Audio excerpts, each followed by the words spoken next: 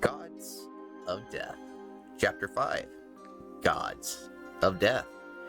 Hades was not as imposing as one might expect from the ruler of the underworld.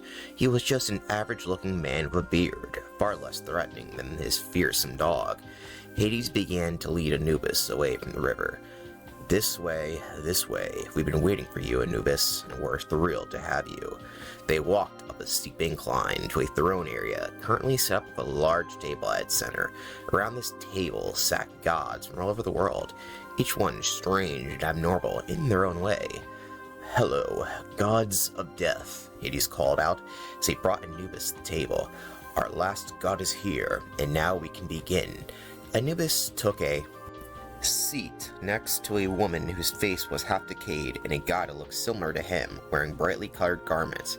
As Anubis settled into his seat, he glanced around the table, taking in the diverse assembly of death gods. Hades stood at the head, looking pleased. "Thank you all for coming," Hades began. "Welcome to my domain of the underworld. If you need anything, my lovely wife Persephone can get it for you." "Yeah, can I get some pomegranates? I hear it's lovely down here," asked a goddess wearing kimono. "You know what? That sounds really good. I'll have some as well," said a god with 4 arms and blue skin. Persephone, radiant and graceful, was at Hades' side, smiling warmly. "Of course, pomegranates for everyone." She clapped her hands and swiftly brought out the ruby-red fruit. Anubis nodded in appreciation of the gift, and then turned his attention back to Hades, who continued speaking once the fruit was in order. "We have gathered here to discuss the current state of the mortal realms, and how our domains are being affected by the changing beliefs and practices of humans. Each of us face unique challenges, and I believe we can find common ground solutions by sharing our experiences." Anubis noticed the other gods were nodding in agreement. The goddess the kimono, who he recognized as Azunami from the Japanese pantheon, began to speak. "In my realm, I've noticed that fewer souls are arriving with the proper rituals. It's affecting my revenge on my brother. It's affecting the balance and peace of Yomi. What about the rest of you?" She quickly changed her tone, hoping no one would notice. The blue-skinned god with 4 arms, who Anubis identified as Yama from Hindu and Buddhist traditions, chimed in. "Ha! I don't have any of these problems. You see, the people of India still adore me, which might add is a fastly growing country. It's all because of my law and order." Anubis interjected. "Well, in Egypt, the decline in traditional practices has also caused disturbances. The scales of Mayat are tipping unevenly more often, and it takes more effort to guide souls to the proper place." Hades nodded thoughtfully. "It seems this is a common issue among most of us, minus you, Yama. We must find a way to adapt to the changing times while preserving the integrity of our duties." Nearby, a god is covered in black feathers, whom Anubis recognizes as Morrigan from Celtic mythology, tasted the pomegranate and smiled. "I don't know. I've never had such a delicate candy except on Halloween." Persephone laughed softly. "I'm glad you're all enjoying it. Pomegranates are a specialty here in the underworld. Believe me, I know."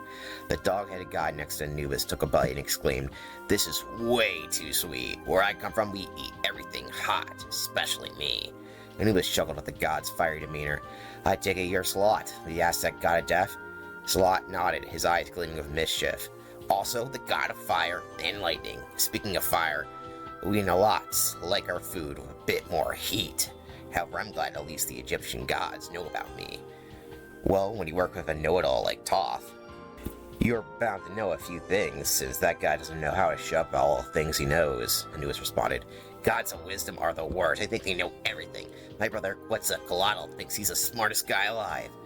"I think you two are going off topic," said the woman next to Anubis, despite her half-decayed face. Her presence demanded attention, and immediately got the 2 canine gods to stop talking. "You seem to really know how to keep those canines quiet," said Hades. "When your brother is a giant wolf, you find you have a certain way to tame those poor creatures," replied Hel.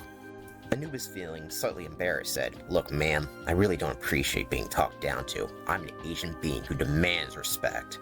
"Oh, I'm sure you do, but we're getting off topic. We need to have a more important conversation," replied Hel. "You all might need this conversation, but not me. I'm doing just fine in my godhood," gloated Yama.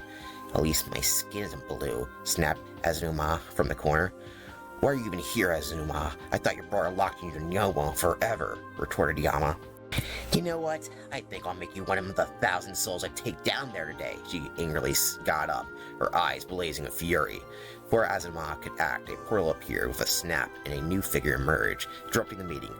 Tis, you older gods, your petty squabbles. No wonder humanity's abandoned you all, said the mysterious guest. Hades, his face sort of anger, demanded, Who are you, and what are you doing in my domain? The guest smirked. Well, humanity seems to know me a lot better than knows any of you, that's for sure. Up there they call me Satan the Devil, but I prefer Lucifer. End of chapter. See you next time. Bye. Make sure to check out my description for more information on this story. Bye.